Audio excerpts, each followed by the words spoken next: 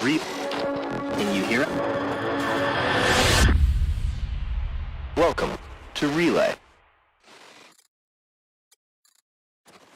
Is that our new commercial?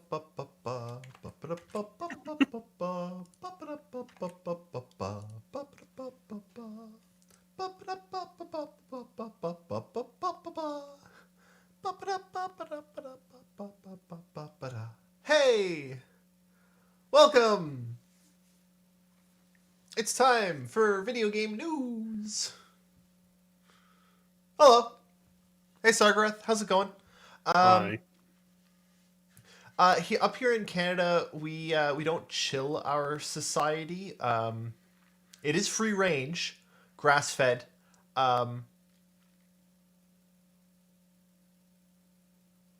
So, man, it's okay. Look, it has been a hell of a long year. We are we're at a year, actually, I think, just about since this whole thing started. So it's been a hell of a year. And it has especially been a hell of a winter. Because winter is cold and snowy. It's been really hard to get outside. Today, though, our temperatures were up to like a full 6 degrees. We got my son outside in some rain boots, and he was running around and, pointing at cars that were passing by, and like he found a rock, which he's never seen a rock before. And I don't know, I'm just, spring is here, and I'm hoping that with spring is going to come just a little bit of an exhale, That'd be lovely. Yeah, so that's I what would I'm really hoping like for. it. I'd really like it to come with a sharp stab in the arm. Yeah, I'd like that as Please. well.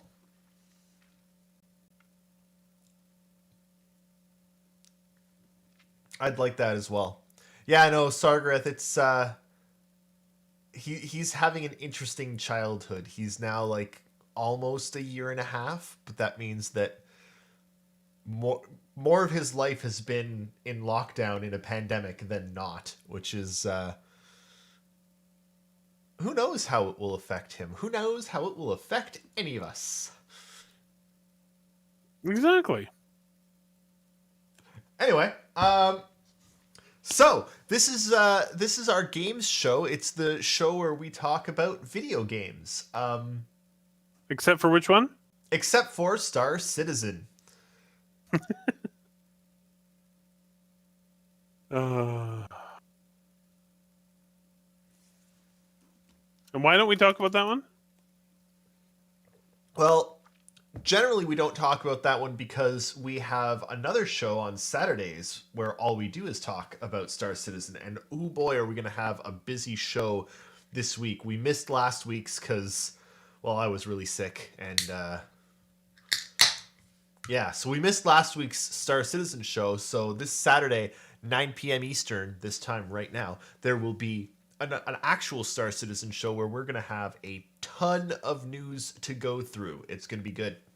And the other reason we don't talk about Star Citizen on this show is because as often as possible, we have Jake on this show, and Jake can't talk about Star Citizen because he works for CIG. He won't even tell us the secrets of CIG. He's like, it's horrible. He's mean. Like, he won't even tell us when the Squadron 42 is coming out, or like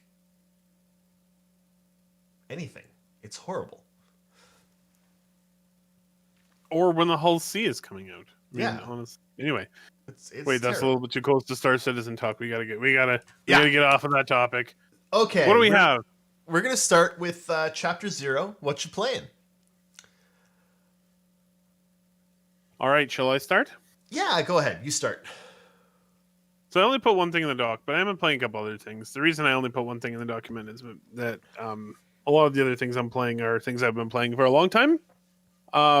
These are things like Glimhaven, which I regularly play. Phasmophobia, which I frequently play with Shiver and company.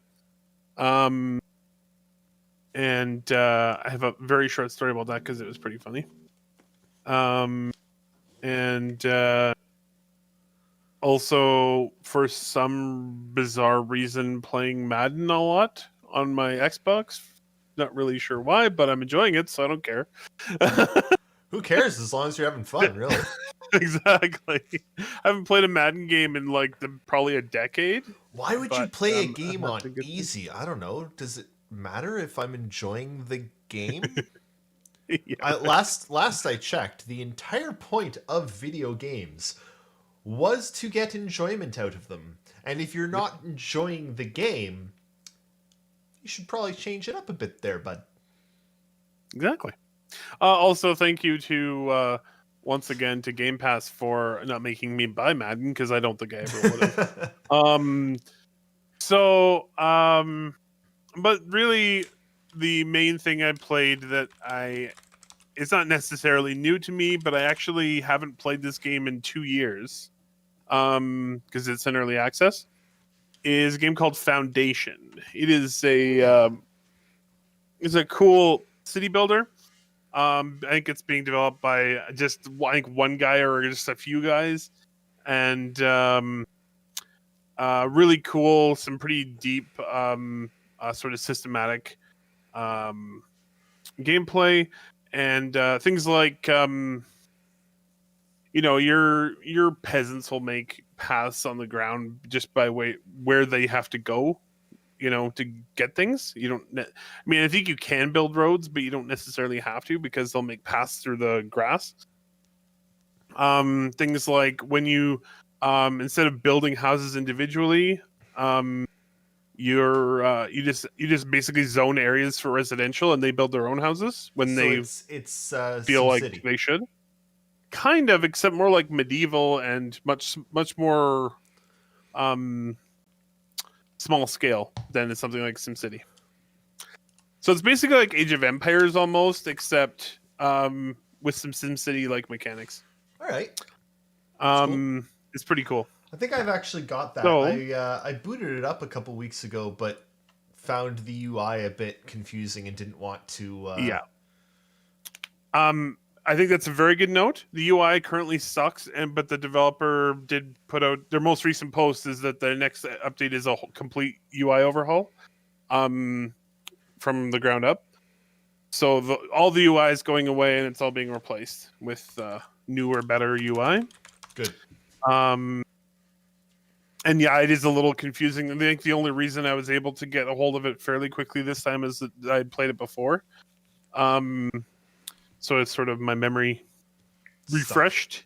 Yep. But yeah, looking forward to that game being done. I don't think it's that close, but it is continuing work, and it looks a lot better than it did 2 years ago. So thumbs up.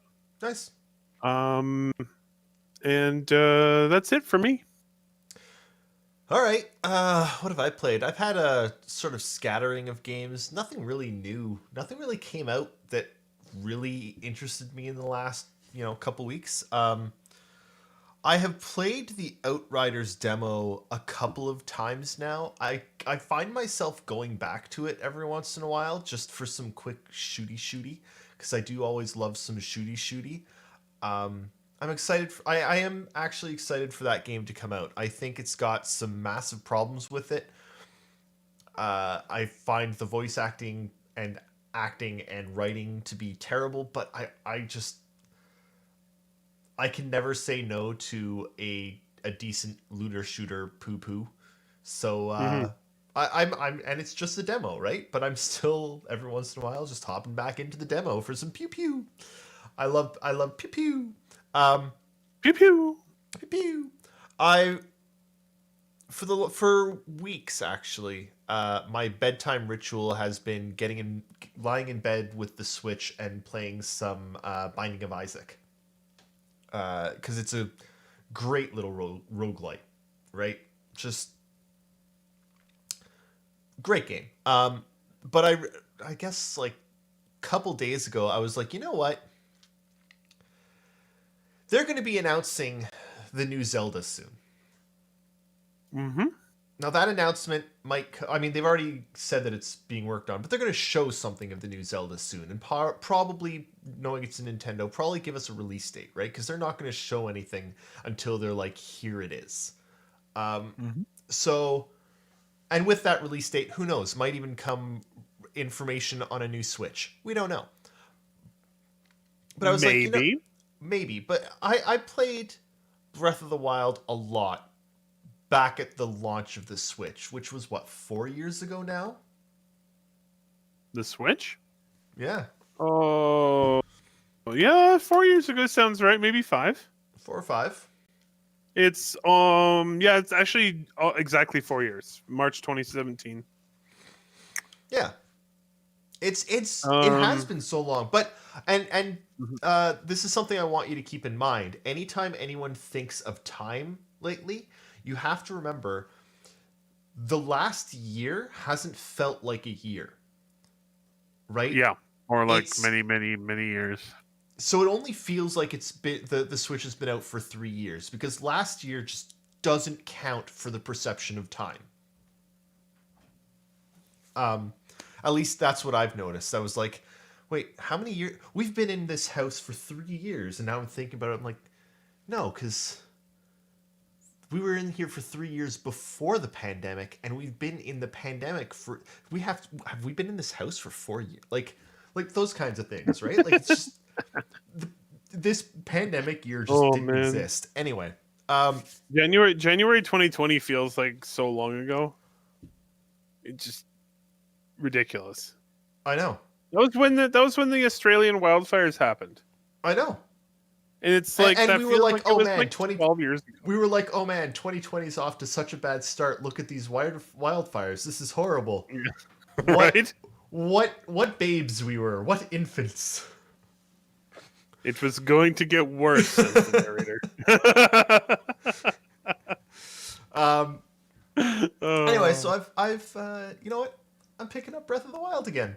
I want to play through it again because it is a near perfect experience. It is a near perfect game, and it's going to take me a while to beat it. So I want to get in. I want to really do a thorough job of going through Breath of the Wild and be ready to finish it like the day before the next Zelda comes out.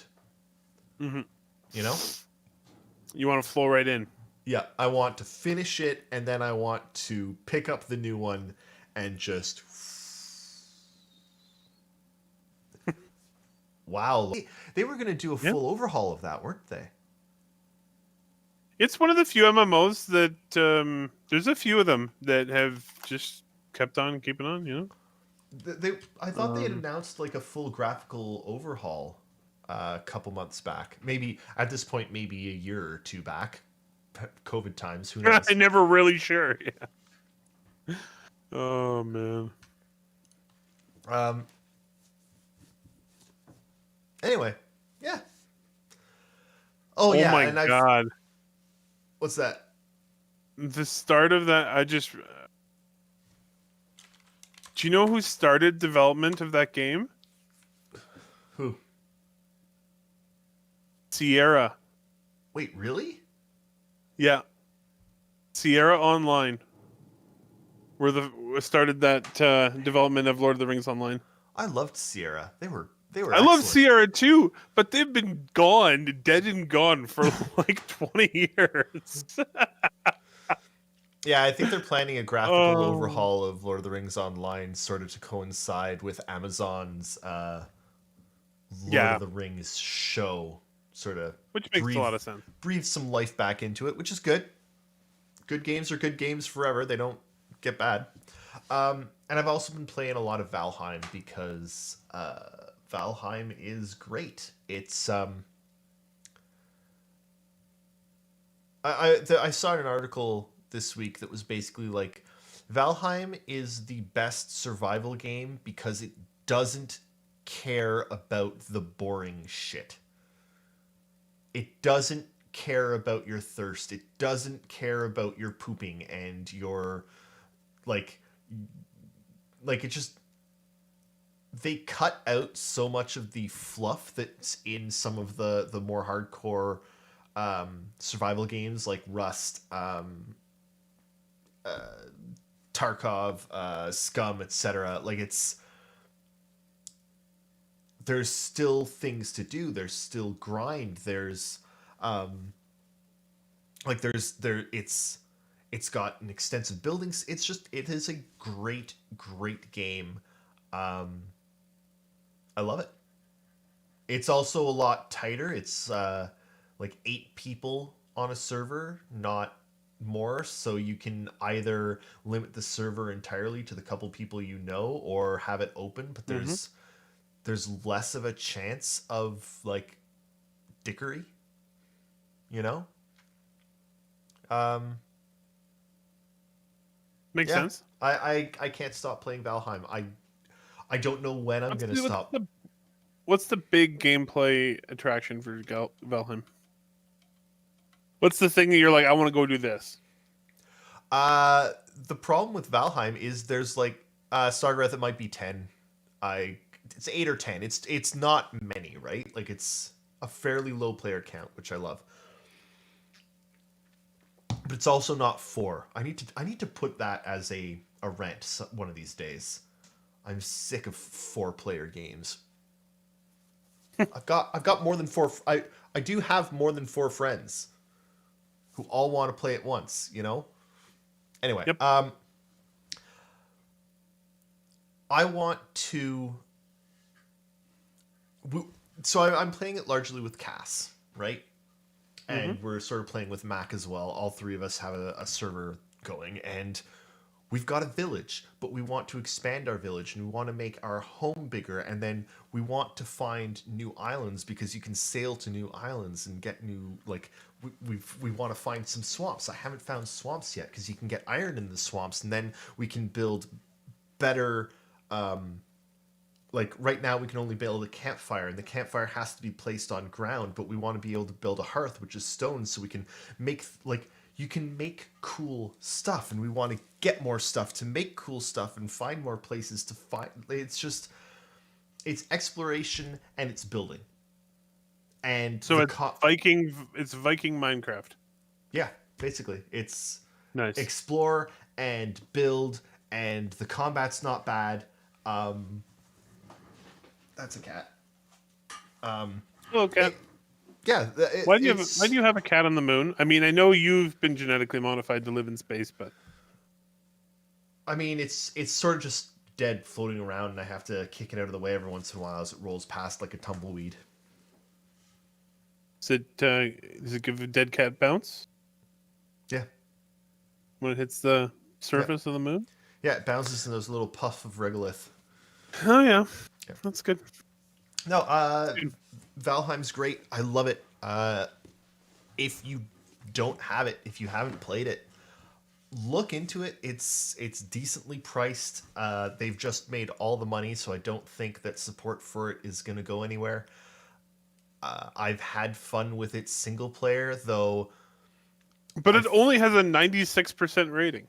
Oh, I know. The one problem with that I find that it does have is if you're trying to play alone, it can get really grindy. Like you need Which to I probably mine would be doing. you need to mine a fair amount of materials. If you want to build expansive stuff, you need to mine a lot of materials, which means you need to like there's a lot of ferrying materials back and forth. It's not the worst, but it is a bit grindy. But I love it. I love the grind. I love the like having to upgrade your equipment, and it's a great game. I love it. Nice. Yeah. That's awesome. All right, let's move on to the next segment, the accurately named segment 2, one game that you want. I'll start this one because Yeah, you do it, man. look, there's a game. Valheim has been absolutely destroying charts right now. It sold 5 million in a month. I have no doubt that it's going to hit 6 million. Like insane the numbers that Valheim has been doing. But this week, Loop Hero came out, and it sounds like Loop Hero is also doing really, really well. That's awesome.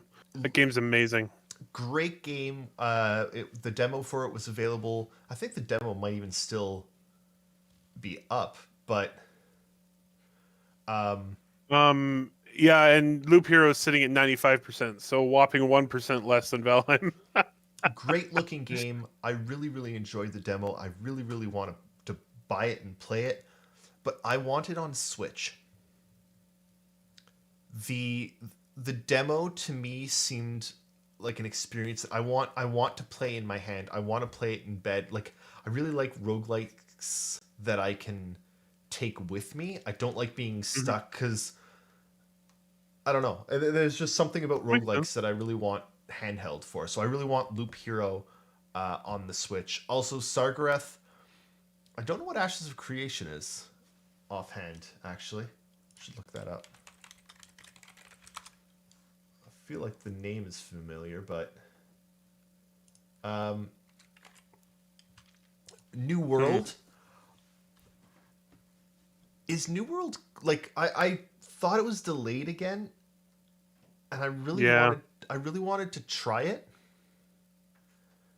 but they never allowed anyone in Canada to try it out during the testing phases. So I haven't tried it out, which really bugged me because it looked interesting. It's current. Yeah, they delayed it to August, and I wouldn't exactly be confident about it coming out then. Amazon's been having some issues. Amazon and Google both tried to just throw tons and tons of money at games and make them happen, and that doesn't work. Well, not if you don't have any other plan. You know, that's pretty narrow plan. Well, you can throw money at a game and have it work out, but you also have to throw the money at the game developers, like hire people, hire a competent team, throw the money at them, and then step back. Hey, Max Zoll. What they should have done is, instead of opening their own game studio, should have bought someone. They should have bought somebody big. Yep. It would have been way easier. Way easier. Would have made way more sense. Yep. So it looks like they may have been. What did they make? Yeah, it looks like they kind of did that. It was before. It looks like they kind of merged ish with Double Helix Games. And that's what Amazon Game Studios is now. But their history is not exactly like stellar or anything. Yeah, yeah, it's not. It's given how much money they had, they should have done something like what Microsoft did. Yep. Like buy Bethesda. Yep. You know, it would have made way more sense for them. They have infinite money. They really do. I really hope New World is good. We need another really good MMO in existence. I mean, it sort of surprises me though, because Amazon bought CryEngine and rebranded it to Lumberyard, and then we don't know how much they paid Star Citizen CIG to move over to Lumberyard and integrate the online. I don't think they didn't pay anything. They reduced price of the online. They either reduced the price or are providing a lot of the services of Amazon Web Services for free or something like that. Yeah, that is what the agreement. It's an agreement in kind. Like, you will be the big product of Amazon, of Lumberyard, and we will give you web services, basically. Yeah, but I don't know. I hope that it'll be good. I'm never going to not want another good game. Yeah, right. I will always want more good games. I hope that it's going to be good. I really hope that they don't pull a Google. I hope that they don't just shutter the doors and leave hundreds of video game developers with no jobs all of a sudden, as has happened before. Mhm. I I really really want game developers to be unionized. Yep. Yeah, There needs to at least be the threat of a union to keep some of these developers in line in terms of their labor practices. yeah, That's the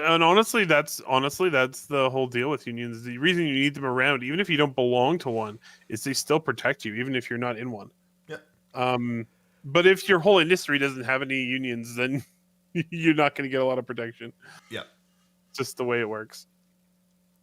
Which, yeah, that is unfortunately life right now. Anyway, what is the game that you want? So, first of all, I just wanted to mention, props to Loop Hero. It is number 3 on the on Steam's global top seller list right now. And it's only like it's $15 Canadian, so it's probably about $10 US. Great. The demo's amazing, so I'm assuming it's a great game. So I discovered a thing. So tying into an earlier thing we talked about with Sierra, I used to play the Caesar games back in the 90s. I love them. They're great. They're basically Roman city builders, right? Very similar genre, or same genre, really. In the 90s, had a game called Pharaoh, which was an Egyptian city builder. It was sort of legendary, very well respected city builder. And some folks are relaunching it with a complete remaster in 4K, new UI, and all of the content from the original, including the expansion pack. Wow. And a full map and mission editor. So it's being completely remastered. Even the cutscenes are new. And it's called Pharaoh: A New Era. I don't know when it's coming out, but they are posting lots of updates on their Steam page. And I'm excited for it. I think it's going to be great. It's still the original game, just remastered, but the original game was great. So thumbs That's up. fantastic. I'm excited to dive into that when it comes out. Max Zoll, I haven't actually seen the newer Monster Hunter Rise trailer. I played a lot of the last Monster Hunter World, and then sort of lost interest. I do know that they've also recently confirmed that Monster Hunter Stories 2, I guess it is. It's sort of the Monster Hunter Pokemon version, if you will, is coming to. It's going to be coming to Switch and Steam day one, which is good. I like it when things hit day one. Rise looked interesting from what I saw. Like, you're able to sort of jump on the monsters and control them in interesting ways. So, yeah, interested to see how that does. I have also played some Dauntless, not as much as Monster Hunter though. The free to play of Dauntless sort of turned me off of it, to be honest. I really don't like how in lots of free to play games there are a ton of different currencies. Like Destiny 2 has something like 22 different currencies or something. And it turns... Just tell me what you want me to give you money for. Like, come on. Well, it really, really confuses me, and I can't get invested because I'm like, I don't know. It irks me. March 26th. I'll have to look a bit more into Rise, because I do always love a good Monster Hunter game. They're great games. Okay. That's the games we want. Let's move on to News. the fourth segment. Hey, look, guys, news. All right, where is our news? Here's news. So, I mean, this is probably the biggest news of this week. Yep. Months ago, year ago? Question mark? How long ago? Anyway, long time It ago. wasn't. It wasn't. It wasn't It a was in year. It COVID, was yeah. months. But It was in COVID. It was in COVID. It was in the COVID times. Bethesda or Microsoft announced that they were buying Bethesda. That announcement is good, but it's sort of, as with big purchases like that, it has to get all sorts of regulatory approval from different governing bodies to make sure that there's not, monopoly situations and such. Anyway, that's done, and Microsoft now owns Bethesda. Mm-hmm. They own. Go ahead. That list you put in, I guess. Yeah, so this adds 8 game studios to Microsoft's portfolio, which is Bethesda Game Studios, ID Software or id Software, ZeniMax Online Studios, who make Lord of the Rings Online. No, they don't. They make Elder Scrolls Online. Sorry, really bad brain fart there. Arcane, Machine Games, Tango Gameworks, Alpha Dogs, and Roundhouse Studios. So this is it's a lot of money. It was $7.5 billion. But they do get an enormous number of huge IPs and a few legendary game studios for their trouble. I mean, when you talk about huge IPs, they're getting Fallout, they're getting the Elder Scrolls, and Doom, like, and Quake. I think because that's it as well, isn't it? Am I wrong with that? I think it is. I don't even know. God. Yeah, it is. Yeah, it is. So they got Quake as well. Like, anyway, couple things that this means. Means that a lot more Bethesda games are going to be coming to Game Pass. Read all of them. All of them. All of them. Which is phenomenal. And all the Dooms and all of everything that is under that umbrella. It's all going to hit Game Pass, which is great. Good. More stuff on Game Pass is excellent. I love Game Pass. It also means that now, and they're not changing anything for anything that's already been announced, as far as I'm aware. Like, there's still one game coming out soon that's actually launching as a Sony, like a timed Sony exclusive. Yep, they're not voiding any of that. They're not breaking any of that. Like, those deals are in.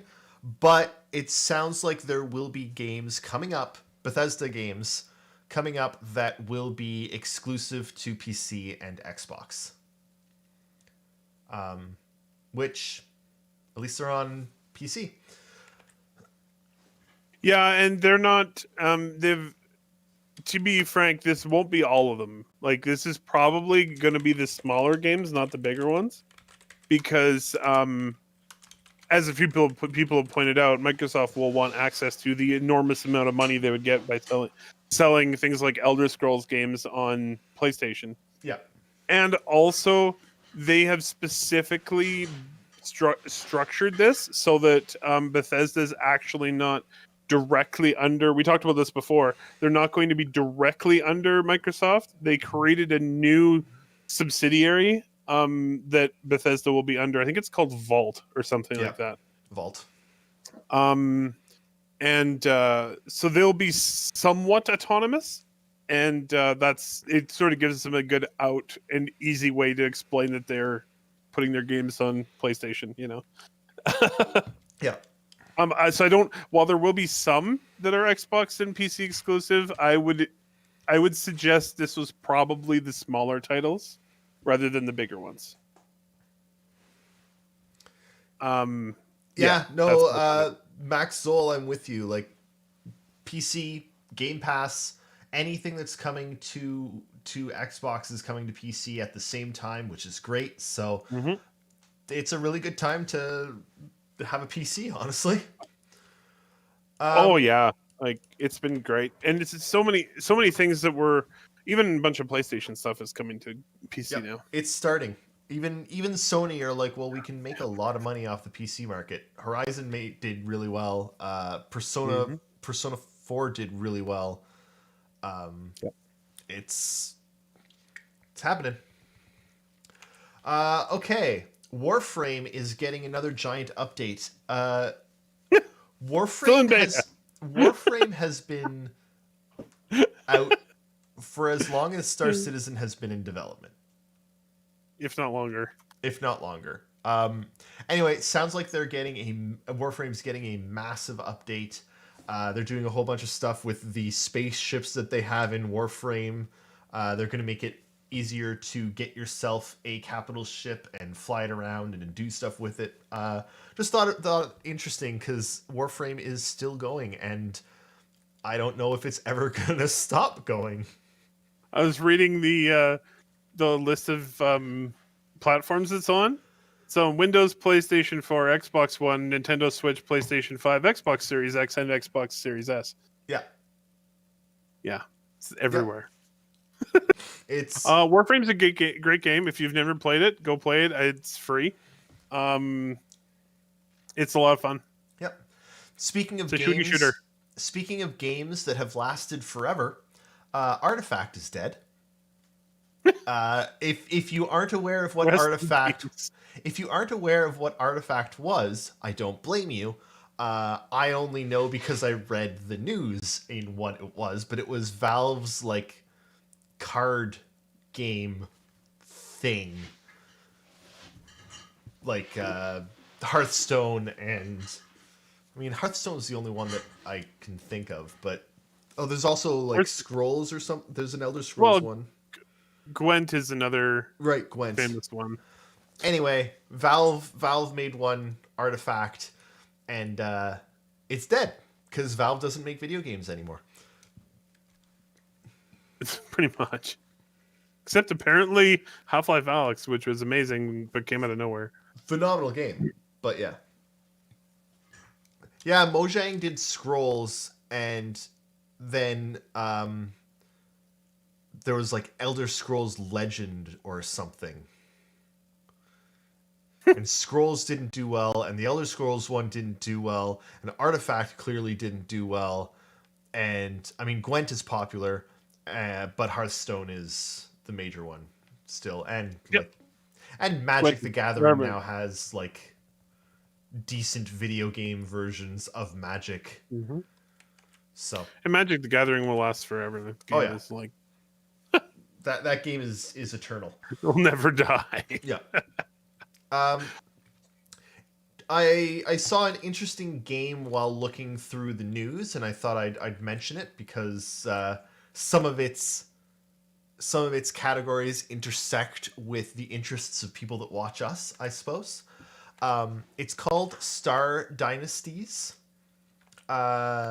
Basically looks like Crusader Kings, but in space. Yep. It's In coming fact, to it looks early a access. lot like Crusader. It looks a lot like Crusaders Kings, but in space. If you're at all interested in space, or if you like Crusader Kings, check it out. Might be good. And the launch is only in it's March 16th, so a Yeah. week.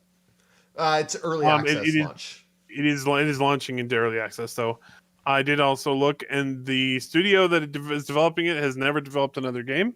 So Buyer beware. buyer. I mean, don't I'm not telling you not to get it, but don't like go headlong into it. It looks like they took some very sensible steps to reduce the complexity of developing this game. Because really, a management game is about management. It's not about like super complex visuals. Yeah. A lot of it's very much like almost the entire game looks like it's just 2D art. and there's no like little spaceship zooming around the map or anything. So they really reduced the headaches that they had to deal with developing it. They're a small indie developer, and I wish them luck. I really hope Star Dynasties is good. It does intersect with a lot of my interests.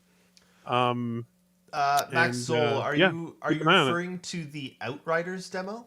I'm not sure what Insiders is, but I have played the Outriders demo. If that's the one you're referring to.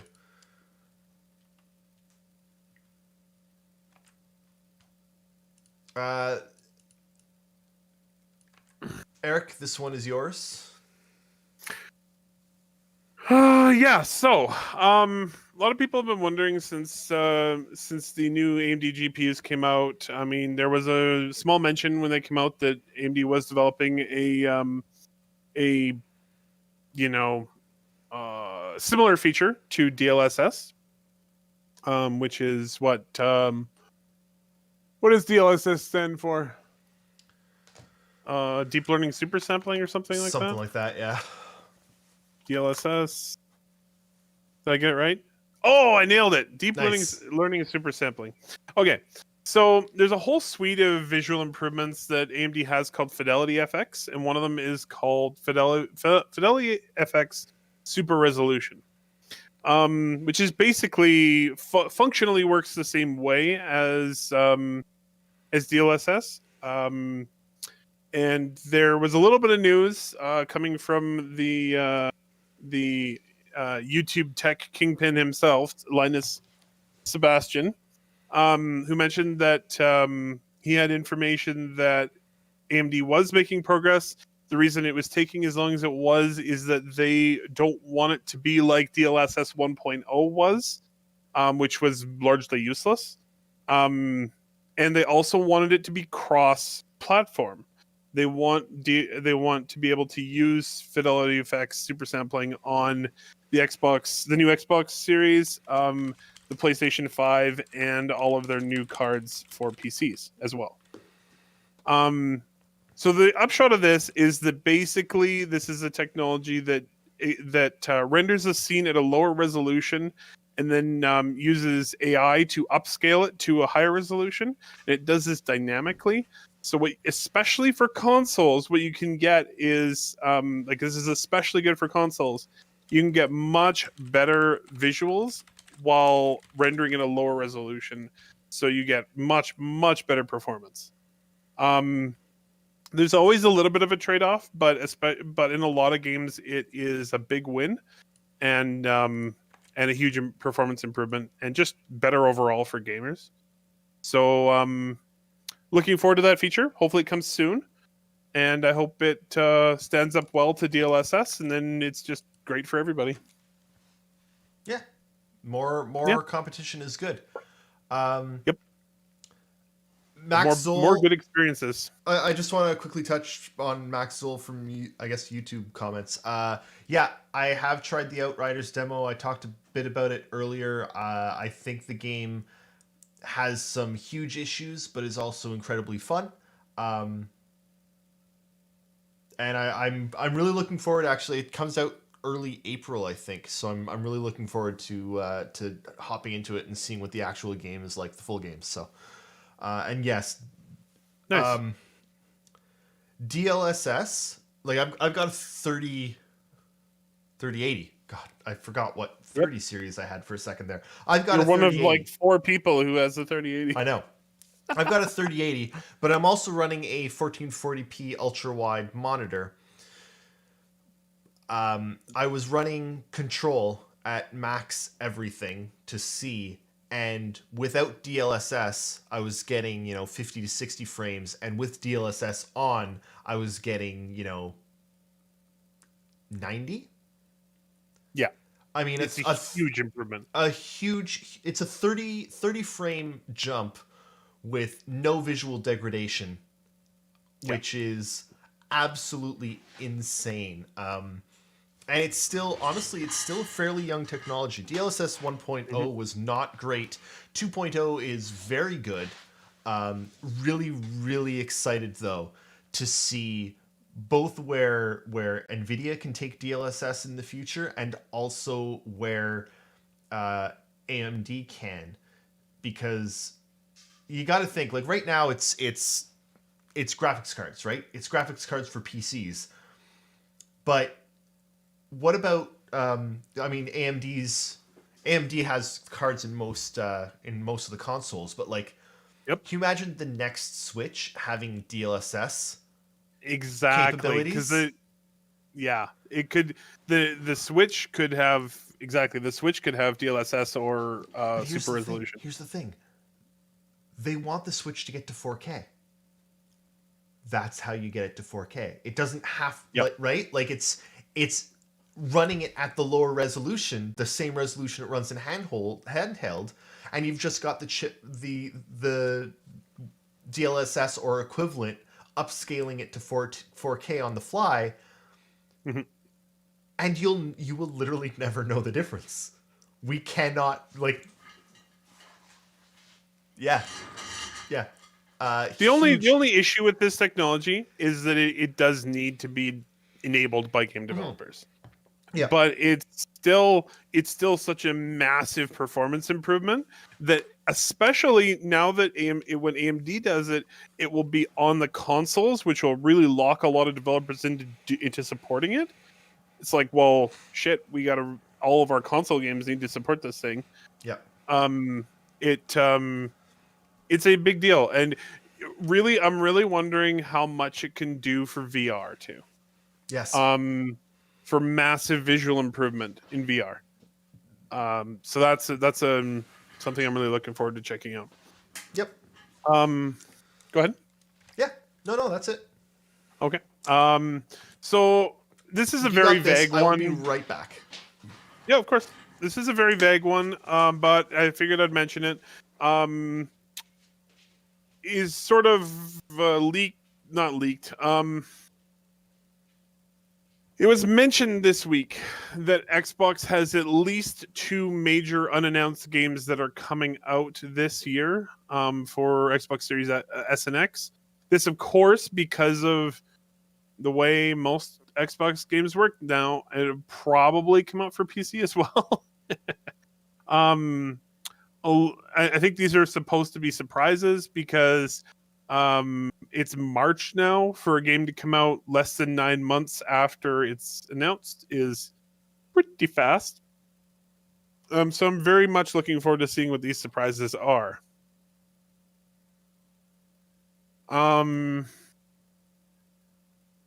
So probably one of the funnier bits of news this week. Sony has patented using everyday household objects that are not electronics as controllers. Things like bananas. Their only stipulation is that it has to be non-luminous, so not generating light. This technology basically would use a vision system to map buttons into like an area where your hands are, and then you could theoretically draw buttons on a banana and then use a banana to play a game. Which is crazy and hilarious. Well, you've seen those keyboards that are like this little thing that shines light on your thing and tells where it, or the idea of a VR headset that just senses where your hands are. Something in that vein. Anyway, I wanted to touch on the previous one actually for a second, the 2 major unannounced games. Because I just had a thought. Now, actually, I need to Google something really quickly because a long time ago, way back in June of 2015, I think it was at E3 actually. Okay. June of 2015, Fallout Shelter launched. And it launched the day they announced it. They announced it at the event and said, by the way, you can download it and play it right now. Now, I did. due to Game Pass, I'm wondering if that's something that Microsoft might pull during one of their upcoming announcements. Like I know most games need the 9 months advertising, but I wonder if they're going to try the like shock advertising of at during one of their events, which I mean the events get a lot of coverage, right? At one of those Yeah, events. and honestly, I think that would work really, really well to draw, because that the whole idea there would be to drive people to signing up for Game Pass, Yeah. and you can just say, exclusively on Game Pass, you can get this game. It's Right releasing now. today. It's some huge title, and you suddenly get 5 million new subscribers on Game Pass. Yeah. You've got the initial right video game hype is really strong when games are announced. Yep. And it can dissipate over the course of, 2-3 years. If you get it right then, here's this game, that trailer you just saw looked amazing, didn't it? Well, guess what? You can got play it right Game now. Pass, you can play it right now. Mm-hmm. Me with no marketing experience thinks that would be a phenomenal way of marketing a game. Right. So our next bit is about Everwild. Everwild looks fantastic. It's a game being made by Rare. Of course, Rare is owned by Xbox now. But there's an interesting comment coming from one of the game's developers this week that said that Everwild would be something that humanity has never seen before, or something to that effect. Very, very outlandish claims. That's called pretentious. I was trying to be nice. I hope it's good. I love Rare games. I think Rare have done. I don't think Sea of Thieves was good. No, but most of their other games have been great. So give them a pass for one. they did. They did one of my favorite games of all time, which was Conker's Bad Fur Day. Fair enough. The art from Everwild looks. I don't even have words for it. Absolutely fucking spectacular. Wow. That's normally my territory to swear like that.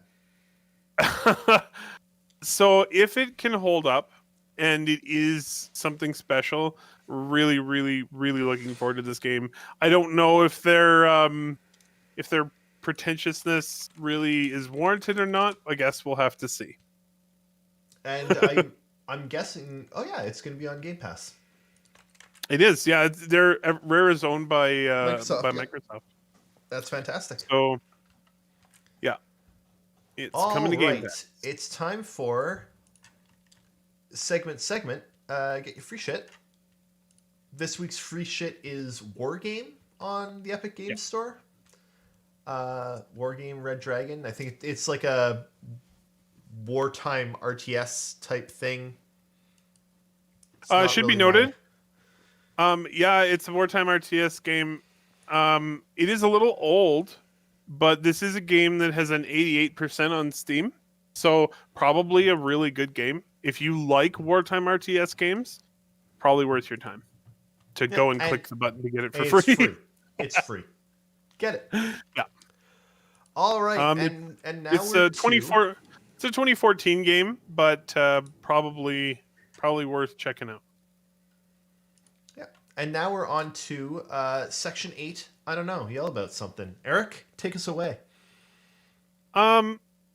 This is not a deeply held opinion of mine, but it is something that really crossed my mind, and I just want to see where it takes us. So this topic came about, and I'm going to talk about censorship. So this topic came about because we found out this week that Capcom has confirmed Resident Evil Village will be heavily censored in Japan. There are other games that have been censored in Japan recently. There's obviously been the very long-standing censorship in Germany with violence. And I'm going to take the the approach and the opinion that if you have to actually censor a game for release in your country, that it is not that your rating system doesn't work, that your rating system is broken, and you shouldn't have to do that. The scientific evidence we have shows that games contents doesn't really have a negative effect on people, and like adults. And what I'm talking about specifically here, if you really want to rework your rating system, then do it, and then just have these games that you think are egregious, give them your highest, most dire rating.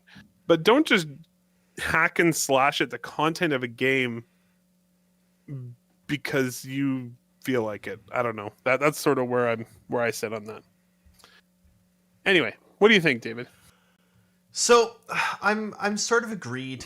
I don't think censorship works. I don't think the age rating system works anymore. It didn't even work back in the day of brick and mortar retail stores. It definitely doesn't work in the day of your parents giving you a $40 Steam card for your birthday when you're 10, and you can go and buy GTA. you can go and buy Lust from Beyond.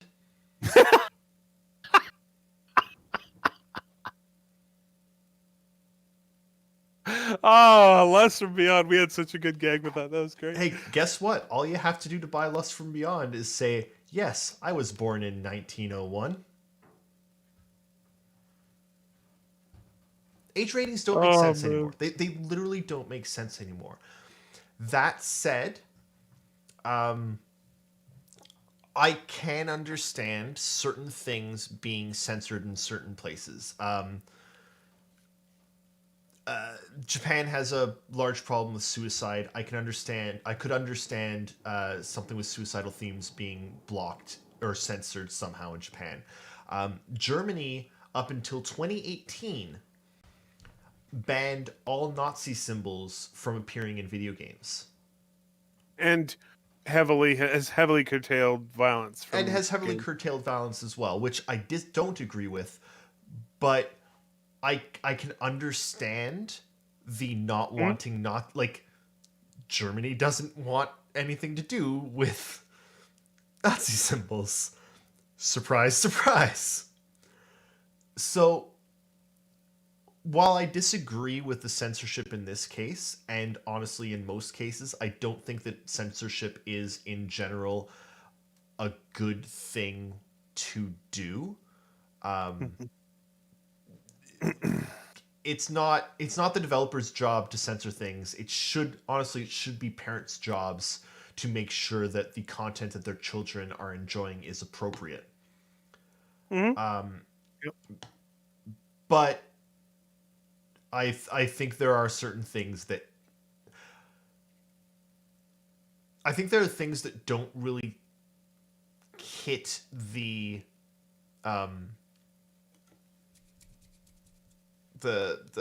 censorship or like the age range bar, like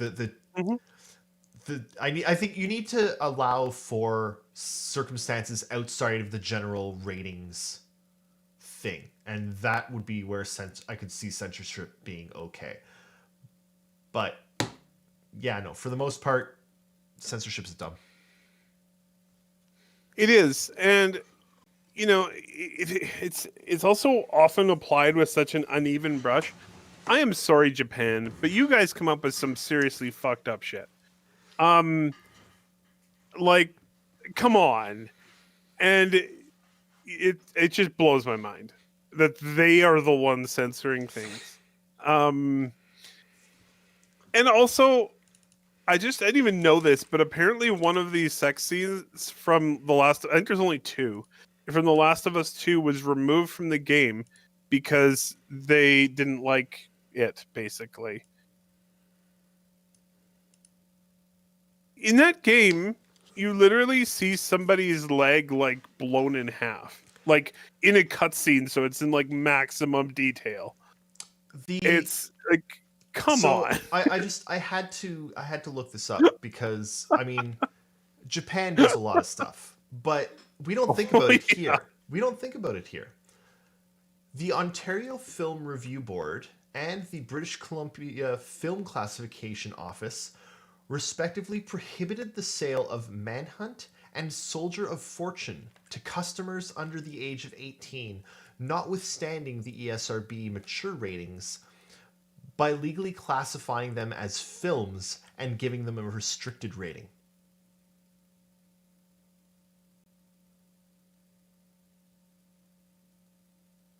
Okay. We do it too. See, we do it too, and it's stupid when we do it. But the thing that I want to mention here, and the thing that I'm really wanting to hit on is okay, if that's what you decide you need to do, I kind of get behind that. I understand it. What Japan is doing is censoring it for everybody, whether you're 18 or not. You could be 73 years old, and this game is going to be censored for you. Yep. And I don't understand how that's even a thing. It doesn't doesn't compute. It also really bothers me because things like film review boards, things like the ESRB, they're not like elected officials that do this. These are like groups of, they're not industry professionals either, right? They're essentially concerned citizens that got into censorship because they don't want their children seeing something violent on the TV. And it's dumb. It's censorship in all... It's always dumb. Period. It doesn't work, and it's just aggravating. Yeah. So yeah, I don't have anything like... I don't know if I yelled enough in there, but... I think we're good. But that was sort of my... That was my concern. I don't really get it, and I kind of wish that the countries would stop doing it because I don't think it makes any sense. And I do think it can really sometimes very severely affect the artistic style of a game. And yes, I know it's been a big controversy over the years, but I absolutely think games are art. And I think cutting pieces out of them just because you don't like what it is it shouldn't be allowed. But that's just... Art is art. I remember very clearly back when I was a teenager, I had a band and we had a show, and the show was in a little tiny place called the Saw Galleries. And to get to the band stage at the back, you had to pass through the art gallery portion of the Saw Galleries. And the time that we played our show, the art on display, someone had put up a their art, and their art was literally their own shit. They had defecate, like they had a toilet on a plinth with the seat down, and they had defecated onto it. And that was the art object. So to play our really shitty music, we had to walk through literal shit. That is an amazing story. That's an amazing story. Thank you. See, you wouldn't have that story if they didn't do their shit art. But that is art. It is art. Yeah. And video games are art. You cannot give me something like Flower. Flower, I think, is... I've always thought that Flower is one of the most artistic games I've ever played. Flower is spectacular. Flower is absolutely spectacular. And if you ever have someone that's like, games aren't art, give them Flower. And if they still think that, just defecate on them. I would also agree, especially modern games. There are a lot of truly incredible narrative experiences now that rise to the level of any TV show, movie, book that's out there, and honestly, I find that they do sometimes hit in a harder or different way because you are directly interacting and you are involved in the story.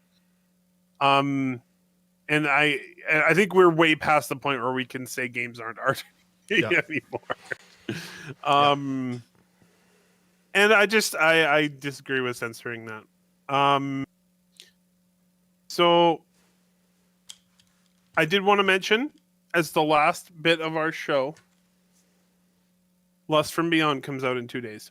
Oh, okay. I wanted to mention something. Where is it? I know it's not strictly related because it's Star Citizen.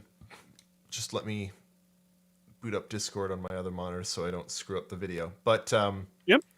A group of Star Citizens have started up a charity, and they're running a charity drive. I think donations for this one go to the food bank. Excellent. Twitter.com/charitable_SC. Bunch of Star Citizen fans. They're organizing and managing some fundraisers within the Star Citizen community. Right now they're raising 10 grand for Meals on Wheels America. They're going to be doing more stuff in the future, and I wanted to highlight that, and I'll highlight it again this Saturday as well on the Relay Station, because that's awesome. Hello, Table of Horrors. Hello, Table of Horrors. Who have rated us just as we are shutting down, which thank you for the raid. Wow. Hello, everybody. Hello. Welcome to the Unnamed Gaem Show and the last 3 minutes of it. Yeah. We just hit the end of our run through of video game news and stuff. Shiver, I don't know what else to talk about. We just talked about the charitable citizens thing that's going on. They're raising funds for Meals on Wheels, which is good. That's awesome. Oh no, Travin. We are not adult supervision. I am anything but adult supervision. I do, since it's not going to hurt us at all to stay alive for another minute. I want to mention that a really excellent game is going to be free on Epic in 2 days, which is Surviving Mars. It has been free before, but it is a really, really good game. It's a Mars colony building game. Obviously, it's just going to be probably the basic version that goes on that's free, but absolutely recommend that game 100%. And I'm sure Shiver would as well. Yeah. Also, Max Zoll, there will not be a Citizen Con in August. There's no way that I know that the United States is saying that they're going to get everyone inoculated by end of May, July or something, but it's everything. I think they might be able to have a Citizen Con in October or November. I think it's at least potentially possible. August, I think, is too soon. I even October, I don't think they're going to want to, because I think countries are still going to be coming out of. The United States might be there, but Canada's not going to be, the UK, France, we don't know where the world is going to be yet. Mm-hmm. So I think they're going to hedge their bets and just wait until next year and have a really awesome one next year, when hopefully they announce Squadron 42, because hey. Either that or they'll do a full digital Citizen Con with panels and the whole 9 yards. Yeah. I'm not sure which option they'll choose, and I'm sure they're evaluating it pretty much every day. But yeah. Anyway. Yeah. That was a lot of. If you came here from Table of Horrors, we do video game news and talk about video games we like because we like video games. On Saturdays, we talk about Star Citizen because we like Star Citizen.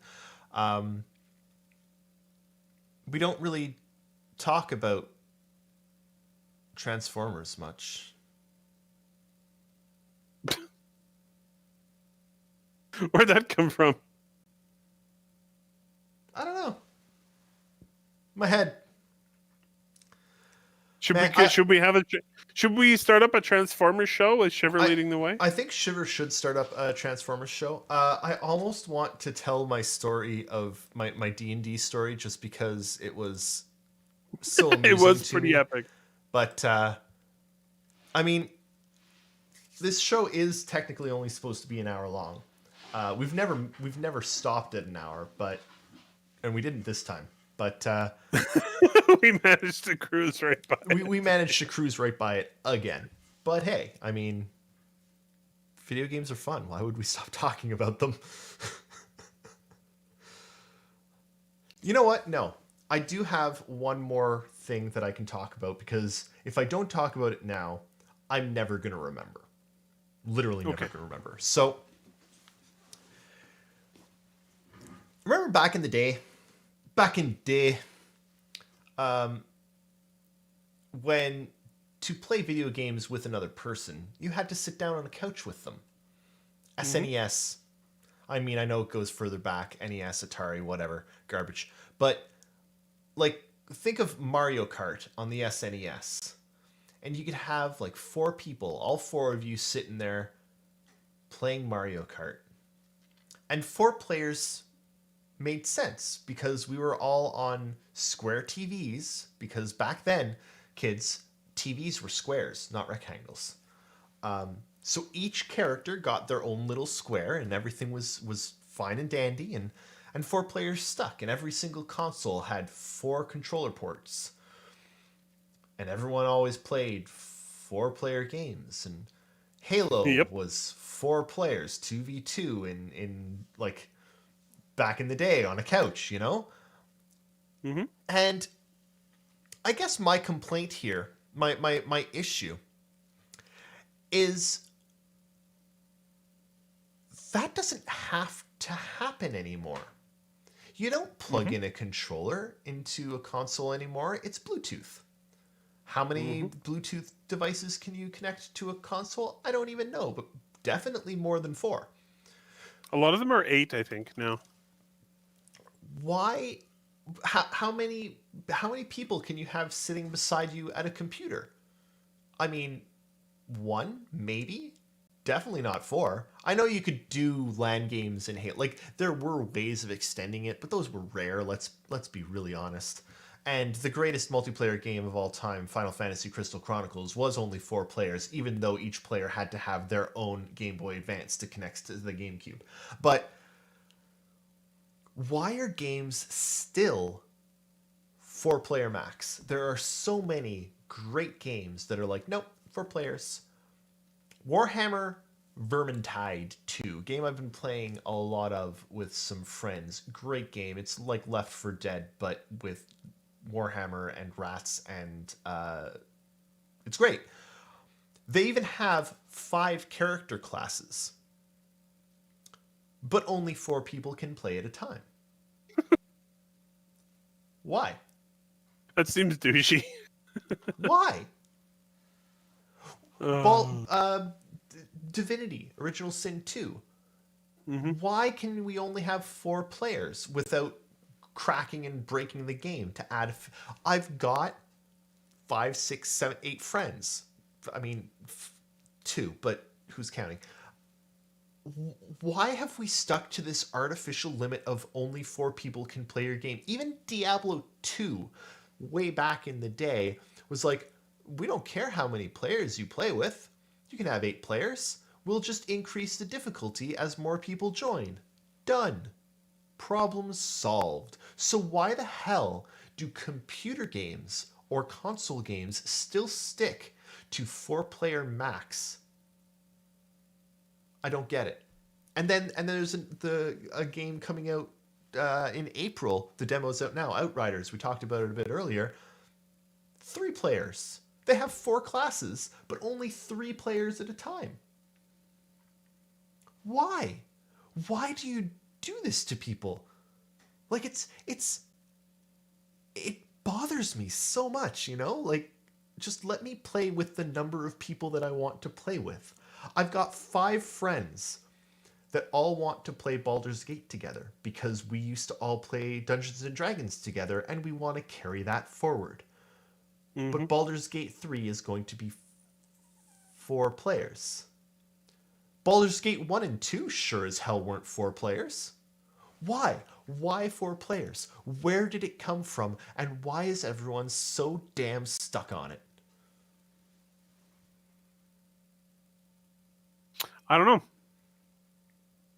Sorry, I just wanted to have a little rant. We got more people here, and I wanted to rant at them. So hello, people. And it did give me a chance to look it up, and I'm pretty... So the Xbox One supported 8 controllers, so I assume that the Xbox Series X also supports 8 controllers.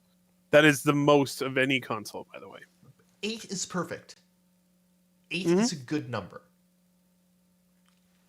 I just don't understand why we stuck to 4. I honestly, it really, that makes me want to actually set that up. I want to play some game with 8 people in my living room. 8-player NHL. Oh my god! You got almost 2 full teams. Yeah. If you set it to 4-on-4 only, you could play everybody except the goalie. It'd be great. Yeah, that'd be great. Why not? I don't know. That'd be awesome. I find it just so strange that games are artificially limiting the number of people that can play them. And yeah, I think it's just old. It happens with a lot of things. Old conventions get carried along, not because they have any good reason, just because that's how it's been for a long time. Yeah. You know. Well, I mean, that's what it is, right? 4-player came from like the SNES, where you had to plug in 4 controllers because they were wired. And I mean, I think there was Genesis and all of those. Yeah. But I'm thinking about it, but I think even in the days of the SNES, there was actually a adapter that you could attach to the console to add more controllers. Probably. Could you play Mario Kart SNES 8-player?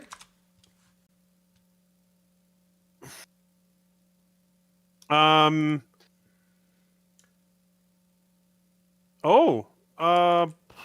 12. Switch has a max of 8 as well. Switch is a max of 8. That's good. I don't know. I don't know how many could play SNES. That I'd have to look into more. But I don't know. Why? You know? It doesn't make sense. It's an interesting question. Anyway, it's 10:15. I've ranted for a bit. I provided Traven72 a very brief amount of adult supervision. Unfortunately, my adulting days are over, and I'm going to go.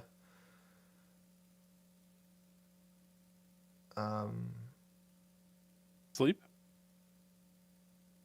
Yeah, I mean it's 10:20. I'm going to sleep. It's bedtime. But I do want to say thank you all for coming out.